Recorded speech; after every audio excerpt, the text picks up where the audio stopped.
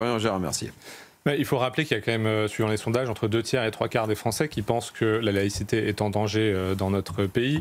Depuis l'affaire du voile de Creil, il y a maintenant longtemps, il y a une politique un peu d'accommodement raisonnable avec l'islamisme sur les questions de laïcité. Et en fait, à chaque fois qu'il y a une faiblesse, une fissure, les frères musulmans, les islamistes viennent s'engouffrer dedans. Et c'est pour ça que le voile dans le sport est parfaitement symptomatique de cet état de fait, et qu'il faut évidemment interdire le voile dans les compétitions sportives, mais en fait dans tous les clubs sportifs recevant de l'argent public, c'est ça aussi qui se joue. Et donc nous au Millénaire, on avait publié un rapport sur faire de la laïcité un bouclier contre l'islamisme, et ça faisait partie des propositions, notamment d'étendre la notion de neutralité à tous les organismes d'intérêt général, ce qui inclut évidemment tout ce qui est club, etc., et toutes les associations qui, en fait, avant de recevoir des données publiques, devraient garantir qu'elles ne poussent aucune idéologie et aucune religion en particulier. C'est vraiment ça qui se joue ici. Et donc, nous, on appelle de nos voeux une deuxième loi laïcité qui clarifierait cela une bonne fois pour toutes. Il y a une première loi laïcité face au catholicisme pour séparer l'Église de l'État. Il nous faut une deuxième loi laïcité pour vraiment mettre les choses au clair face à l'islamisme et mettre le trait dans le sable et dire on n'ira pas plus loin, voici les limites, voici la laïcité, et c'est ça qui fait notre civilisation.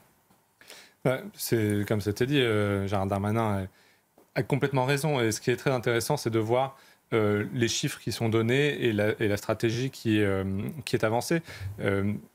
Et peut-être mettre ça en lumière en rapport avec les 15 000 places de prison dont on dit qu'on a besoin depuis des décennies et qui ne sont toujours pas construites. Là, on parle effectivement donc de 19 000 détenus étrangers.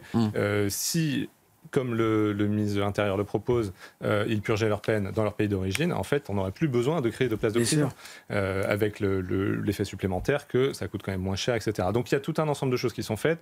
Le consentement, c'est une chose, mais par exemple, pour les détenus européens, déjà, mais faisons-le immédiatement. Il y a plus de 3000 détenus européens, où là, il y a une décision cadre de l'Union européenne qui autorise effectivement à ce que les détenus aillent purger leur peine dans leur pays d'origine. Donc ça, on peut le faire quelque part dès aujourd'hui. Donc on va le voir dans les actes si ça s'est effectivement fait. Et après, pour les autres, donc les extra-européens, là, il y a un ensemble de choses qui doivent être faits, donc comme la négociation avec les pays d'origine. Et puis de plus, ça Gérald Darmanin l'a déjà fait, c'est de demander en fait systématiquement à ce qu'il y ait des remises en liberté conditionnelle à sortie d'expulsion. C'est-à-dire que quand il s'agit d'expulser le détenu, alors on peut le sortir de prison. Et ça permettrait de sortir un certain nombre de détenus qu'ils aillent dans leur pays d'origine pour finir leur peine. Donc on est enfin dans une réponse un peu dans du concret. Français. C'est ça, parce qu'il faut rappeler, donc on a donné tous ces chiffres-là pour la part d'étrangers qui ont commis des vols, qui ont commis des crimes, qui ont commis des viols, qui ont commis tout ça. Mais en fait, la part de la population étrangère en France, c'est 8,2%. C'est-à-dire que là, si on regarde parmi la population carcérale, on l'a dit 24,5%, donc c'est plus de 3 fois, en fait, la proportion à laquelle on pourrait s'attendre s'il y avait le même taux de criminalité chez les étrangers que chez les Français.